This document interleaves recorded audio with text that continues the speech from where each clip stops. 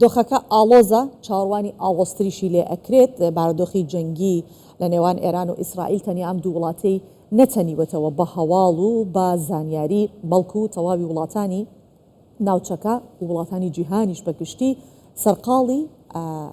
چاودێریکردنی ئەم جەنگەدانن داخۆ جەنگی ئێران و ئیسرائیل بەکوێ ئەگات کە ئەمڕۆ حوتەمین ڕۆژە و ڕەنگە ئەوەی کە ئەمڕۆ ڕووی داوە لێکەوتی زۆر زیاتری لێ بکەوێتەوە. بۆیە من گفتوگۆی زیاتر لەگەڵ دکتۆر شێرزاد سلێمان مامۆستای زانکۆ و شۆڕبەکاری سیاسی دەکەم کە میوانی کوردستان 24 بەخێر هاتی دکتۆر. سوپاس بۆ ئامادەبوونت. دکتۆر هێرشەکەی بەرەبەیانی ئەمڕۆ وای کرد کە نەتانیاهۆ هەڕەشە بکات. ئەم بەیانیە و ئەم هێرشە کە ئەنجام درا لەم بەیانیە ئاراستەی شەڕەکە بکوێ ئەبات. هێرشەکەی نەتانیاهۆ چی ئەکات؟ زۆر سپاس. ئەگەر تەماشا بکەین لە دەستپێکی شەڕەکە لە ڕۆژی هەینی ڕابردوو دەکرێت ناوی لێبنین دوو تایتڵ بە شەڕەکە ببەخشین. لە دەستپێکدا بۆ ئیسرائیل بەعەرەبی پێدەگوترێت الحرب الاستیباقیە، واتە جەنجێکی دەستپێشخەری دەست پێ کرد بۆ ئەوەی وەکو فشارێک بخاتە سەر ئێران تاوەکو ملکەتی داواکاریەکانی کۆمەلگەی نێودەوڵەتی و ئەمریکا بێ تاوەکو ڕازی بێ دەستبەرداری بەرنامەی ئەتۆمی بێت. بەڵام تەماشا دەکەین تاوەکو دوێنێ ئەو پەیامەی بەڕێز ڕابەری کۆماری ئیسلامی ئێران ئایەتوڵڵا خامنەئی تاوەکو دوێنێ ئێران دەکرێت بڵێن استراتیژەتی بەرگریکردنی گرتبووە خۆی، بەڵام لە دوێنێەوە استراتیژەتەکەی گۆڕی بۆ استراتیژەتی هێرشبردن. لە بەرامبەردا ئەگەر باس لە تایتڵی جەنگ بکەین بۆ ئیسرائیل تایتڵێکی دیە، بۆ ئێران تایتڵێکی دیکەی هەڵبژار بوو. ئەگەر بڵین ئیسرائیل حربی ئیستیباقی کرد بۆ پێوەر و دەستپێش خەربوو، بۆ ئێرانیش دەیەوێتن حربێکی ئیستینزافی کەواتە دەیەوێتن نەزیفێک بە توانە و قودرەکانی ئیسرائیل بکات. لەبەرتی چونکە پێگەی جوگرافی وەکو بەڕێزیشتان ئاماژەتان بۆی کرد ئیسرائیل بە بەرامبەر بە ئێران دەکرێت بڵێن 1/6 ئێرانە، بۆیە دەیەوێتن هەست و سۆژێکی کۆمەلگەی نێودەوڵەتیش بۆ ئەوە تاقیکردنەوەی توانایدان بە خۆداگرتنی ئیسرائیلیش تاقی بکاتەوە، بە تایبەتی هێرشەکانی ئەمڕۆ بەیانی سیگنال و ئاماژەیەکی زۆر بەهێزن و پەرەسەندنەکان بەو ئاراستەیەدا دەڕۆن کە ئیسرائیلدان بەخۆی ئەگرێت جەناب دەڵێ ئەوێت دان بەخۆگرتنی ئیسرائیل تاقی بکاتەوە، دان بەخۆی ئەگرێت ئاوا هێرشەکان هەموو ئاماژەکان ئەومان پێ دەڵێن نەخێر دان بەخۆ داناگرێەوە پەرەسەندنەکان سات بە سات نەک ڕۆژ بە ڕۆژ ئالۆستر دەبن، بەرفراوانتر دەبن. لە کاتێکدا هاوزەمان لەگەڵ ئەوە دەرگای دیبلۆماسی دانەخراوە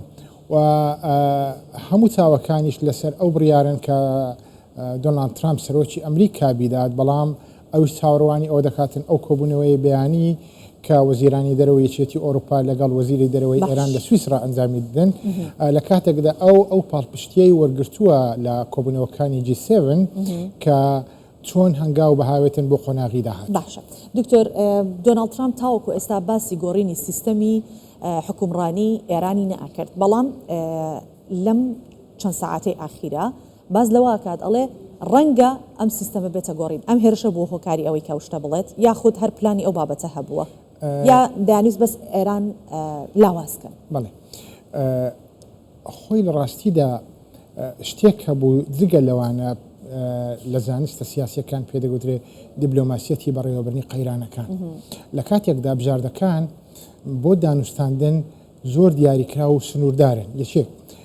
ئەو بژاردانە چین، بەرژەوەندیەکان چین، خاڵی دووەم، خاڵی سێم توانای چیوەردەگری چی دەستێنێت جۆرێک لە سازش و مساومەی تێدایە، اینجا گەیشتن بە ڕێککەوتن. بەڵام تەماشا دەکەین ئەوەی ئێستا لە ئارادایە شتێکێ پێدەگوترێ یاریگەمەی سفری زیرۆ سیم گەیم، کەواتە تاوەکو دوێنێ بە تایبەتی ئەو پەیامەی چەند سەعاتێک بەر لە ئێستا سەرۆکی ئەمریکا دۆنالد ترامپ بە ڕوون و ئاشکرایی پەیامێکی ڕوونی خستە ڕوو کە هەموو بژاردەکان کراون. لە کاتێکدا تاوەکو دوێنێ و پێش پەیامەکەی ڕابەری کۆماری ئیسلامی ئێران ئاماژەکان بۆ ئەوە نەبوون کە سیستەمی سیاسی بگۆڕدرێت، بەڵکو ئاماژەکان بۆ ئەو بوون کۆمەڵێک کارتی فشار بخرێتە سەردەوڵەتی قوڵ لە ئێران تاوەکو بێتە ژەرباری بۆ ئەوەی داواکاریەکان بەدی بهێنێ و ڕێککەوتن بکرێت. بەڵام تەماشا دەکەین لە دوای پەیامەکە و ئەوەش پەیامەکەش وەکو بڵێن وەڵامدانەوەیەک بوو بۆ پەیامی پێشووتری سەرۆکی ئەمریکا کە وتی پێویستە بەبێ مەرج دەستبەرداری داواکاریەکان بن بێنە ژێربار. ڕابەری کۆمەری ئیسلامیش وەڵامی دایەوە کە بە هیچ شێوەیەک ئامادەنین و پەیامەکەیشی بە جۆرێک لێک دەدرێتەوە کە پەیامێکە جۆرێک لە ڕاگەاندنێکی نافەرمی ڕاگەاندنی جەنگە. باش دکتۆر کەواتە گەروا بێ فاکتەری زەمن زۆرترین کاریگەری لەسەر بڕیارێک لەسەر ئەم جەنگادات کات زۆر گرنگە چاوەڕوانی کاتەکەن هەمویان ئەو کاتە چیە و کاتی سفرە چییە؟ بڵێ ئەگەر تەماشای مێژوو دانستانەکان بکەین بە تایبەتی بۆ کۆماری ئیسلامی ئێران لە هەفتاونەوە تاوەکو ئێستا یەکێکە لە وڵاتانەی لە بواری وتوێژەوە ئەزمونێکی زۆر دەوڵەمەند و قوڵی هەیە بە تایبەتی چۆنیەتی قۆستنەوەی کات و یاریکردن بەکات بۆ ئەوەی بتوانێتن لە پەنای کاتەوە دەستکەوتی تر بەدەست بهێنێ. بەڵام وەکو باسمان لەوە کرد مەبەستمەوە ئەو کاتە ماوە ئێستاکە لە لووتکەی لێ گیرانەکانن لە لووتکەی ئاڵۆزیەکانن تا کات ما بۆ ئەوەی کە کات بکڕن بیر لە کڕینەوەی کات بکەن. ئێستا کات ناگەڕێتم بۆ دواوە پەرسەنەکان هەموو ئاماژە بۆ ئەو دەکەن بارودۆخەکە بەرەو ئاڵۆزتر دەچێت بەرەو پشێوی زیاتر دەچێت کەواتە کات بۆ دانوستاندن دەکرێت بڵین دەریچەیەکی زۆر تاریک و بچووک ماوە بەڵام ئازایەتی ئەو لایەنە ئەوە دەردەخاتن کە چۆن بتوانێتن لە دوا ساتەکاندا پاشەکشێ بە هەموو ئەگەرە نەخوازراوەکان کاتن بگەڕێتەوە سەرمێزی دانوستان. بۆیە کات لە بەرژەوەندی بە تایبەتی کۆماری ئیسلامی ئێراندانیە چونکە بژاردەکان دیاری کراون و بەرژەوەندیەکانیش دیارن. باشە بەڵام شتێکی تری هەیە ئەمریکا داوا دەکات. باشە شتێکی تری هەیە ئێران بەپێی ئەو ئەزمونەی کە لەگەڵ سیاسەتی ئێران وڵاتانی ناوچەکە و تەنانەت وڵاتی ئەمریکا و تەواوی ئەو هەوپەیمانانەی کە هەیەە بەگشتی لە ناو سیاسەتە ئێران وا دیارە کە کاتێ ئەکەوێتە لێواری مەترسیەوە هەنێ تەنازولاتەکات ئەم جارە ئێران ئەتوانێ ئەو شتە بکات ئەی کات چاوەڕوانی ئەوە ئەکرێت دواتر بڵێت من دەمێت سەر مێزی گفتوگۆ و قایل ئەبن بە تەواوی ئەو مەرجانی کە بۆ بەرنامەی ئەتۆمی دانراوە. هەموو ئاماژەکان ئەومان پێ دەڵێن بە تایبەتی ئەو پەیامانەی دوێنێ وەزیری دەرەوەی ئێران عەباس عراقچی ئاماژەی بۆ کرد ئاماژەیەکی ڕوونن هەروەها وتارەکەی دۆناڵد ترامپیش سەعاتێک بەر لە ئێستا ئاماژەی بەوە کرد کە شاندێکی ئێرانی بەنیازی ئەو بوون سەردانی کۆشتی سپی بکەن کەواتە ئێران بە دوای دەریچەیەکدا دەگەڕێ بە تایبەتی لەگەڵ هاوپەیمانەکانی لە ناوچەکە ڕۆژهەڵاتی ناوەڕاست بە شێوەیەک لە شێوەکان یاریەکە لە قازانجی خۆی بباتەوە بگەڕێتەوە سەرمێزی دانوستان بەڵام لەگەڵ ئەوەشدا دەیەوێتن بە شێوەیەکی ئەو تۆ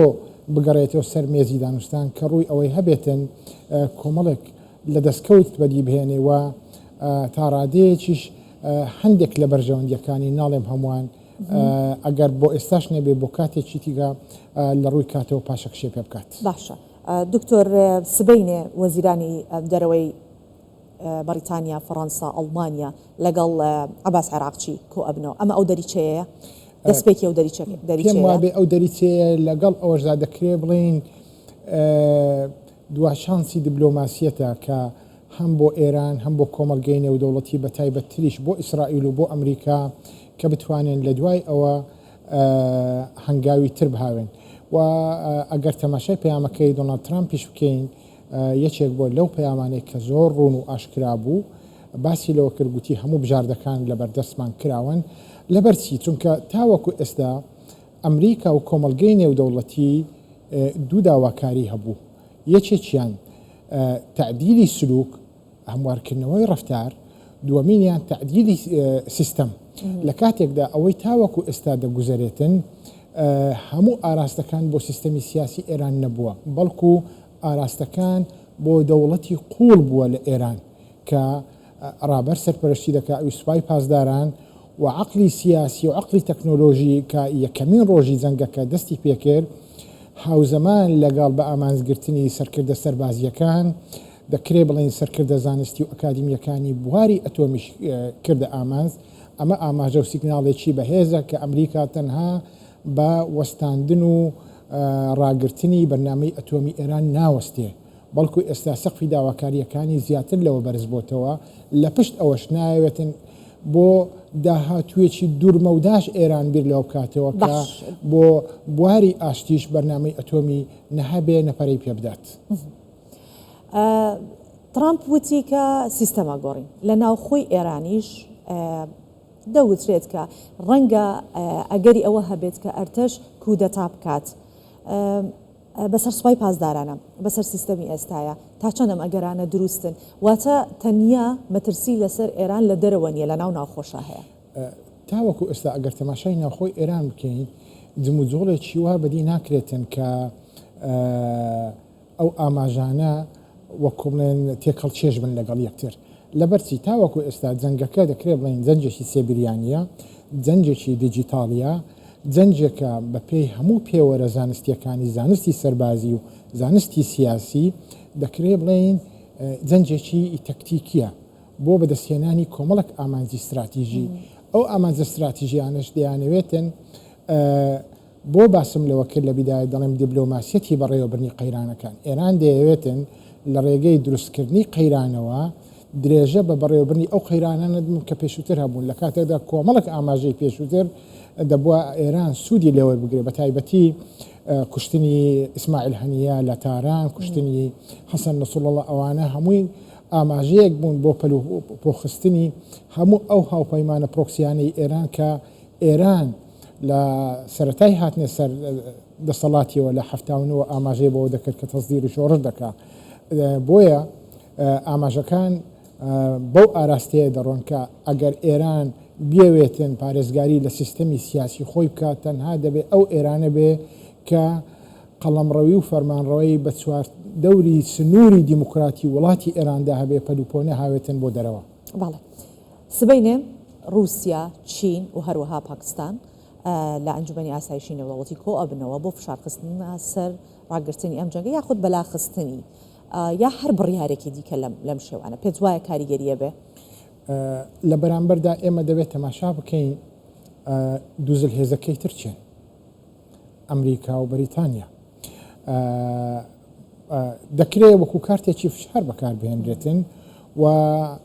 دەکرێت بڵێن هەمان ئەو سینناریۆیە کە 2023 لە عێراق دووبارە بۆ بەڵام بە فۆرمێکی تر بە بەرجێکی تر بەڵام هەموو ئاماژەکان ئەوەمان پێ دەڵێن کە دەکرێت بڵێن دەرەنجامی کۆبوونەوە کە پێشوەخت با بە پێش ڕووداوەکان نەکەوین دیارەکە بە ئاراستەیەکی تر دەڕوات. باش سپاس دەکەین دکتۆر شێرزاد سلێمان سپاس بۆ شرۆڤەکانت مامۆستای زانکۆ و شرۆڤەکاری سیاسی میوانی کوردستان 24 بۆ.